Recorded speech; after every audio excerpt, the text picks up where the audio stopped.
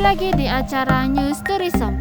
Hari ini Dinas Kebudayaan dan Pariwisata Kabupaten Temanggung berkunjung lagi ke Taman Kosong untuk menghadiri acara Jateng on the Spot yang diadakan oleh Disporapar Provinsi Jawa Tengah. Seperti apa keseruan pada hari ini? Dan ada apa saja di Kosong pada hari ini? Yuk ikuti terus.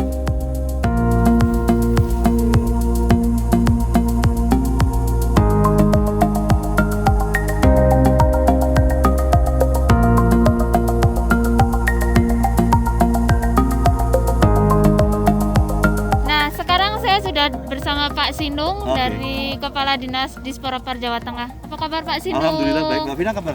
Alhamdulillah sehat Pak Sinung. Iya. Ini Pak Sinung, kami dari Dinbudpar mohon penjelasannya untuk kegiatan Jateng on the Spot ini seperti apa sih Pak? Ya, Jateng on the Spot ini bagian rangkaian dari proses kita untuk kebangkitan pariwisata di masa atau di suasana pandemi COVID-19 ini untuk bangkit secara bertahap dan terbatas. Artinya apa? Dalam pembatasan, dalam ketahapan-tahapan itu tentu kita akan tetap menjaga eksistensi. Menjaga eksistensi itu merawat potensi, merawat informasi. Maka Jateng on the Spot kita melibatkan teman-teman dari netizen, dari blogger, dari jurnalis itu untuk tetap menginformasikan kepada masyarakat, kepada para wisatawan tentang potensi-potensi itu yang hari ini siap untuk menerima kunjungan dengan fasilitas dan pembatasan, sehingga masyarakat dan awam pun juga mengerti, teredukasi untuk tetap berwisata tapi terbatas, tetap berwisata dengan persyaratan, sehingga dalam konteks-konteks ini pariwisata akan tetap eksis dan tidak kehilangan momentum. Iya. Kalau kegiatan seperti ini tiap tahunnya pasti ada? Alhamdulillah, insya Allah kami kawal, dan kemarin sempat berhenti karena masa pandemi dan baru bisa kita arrange hari ini. Tapi tadi dari diskusi kami dengan teman-teman netizen, dengan Pak Kepala Dinas Kebudayaan dan Pariwisata Temanggung, kalau bisa tahun depan dipercepat. Momentumnya nggak usah nunggu Agustus, nggak usah nunggu Oktober, kalau perlu Februari atau Januari, sehingga rentang waktu itu menjaga momentum itu tetap berlanjut dalam pembatasan. Insya Allah jika kondisi ini membaik, karena ada variabel yang sulit untuk kita kontrol tapi kita harapkan tetap berlangsung baik adalah perilaku. Maka hari ini tadi kami memberikan dukungan penutup muka atau face shield, kemudian sudah ada inisiasi secara mandiri berupa masker. Nah, inilah yang terus-menerus harus diberikan fasilitas kepada pengelola atau destinasi wisata.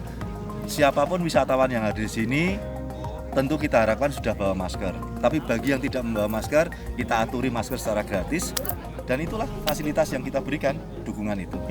Kalau kenapa untuk tahun ini memilih Temanggung menjadi salah satu tempat tujuannya?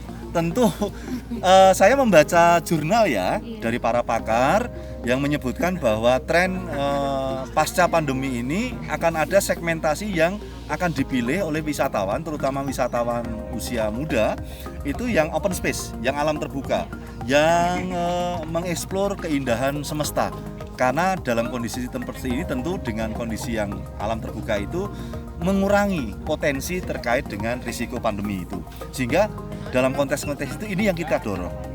Nah, Temanggung potensinya untuk wisata open space luar biasa.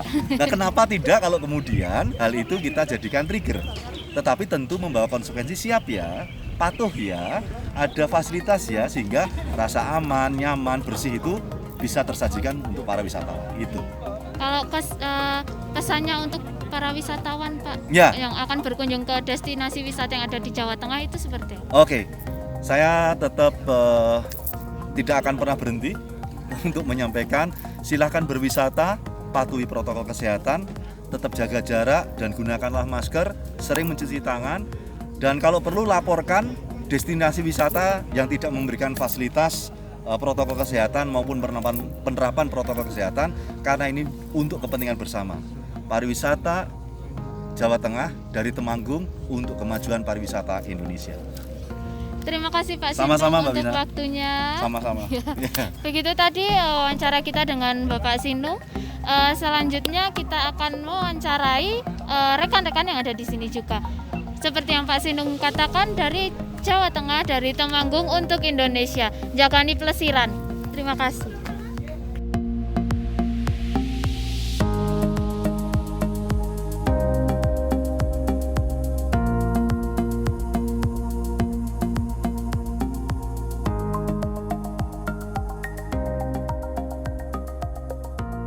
sekarang saya sudah bersama dengan salah satu pengelola di Taman Posong. Boleh dikenalkan Mbak, namanya siapa? Nama saya Halimah, saya salah satu kru dari Taman Wisata Alam Posong. Dengan Mbak Halimah. Mbak Halimah, untuk mengadakan acara ini persiapan dari Taman Posong itu seperti apa? Seperti kita mengecek apakah airnya masih ada, kita menyediakan masker cadangan misal ada yang kelupaan bawa masker, dan kita nggak lupa itu hand sanitizer dan termogan.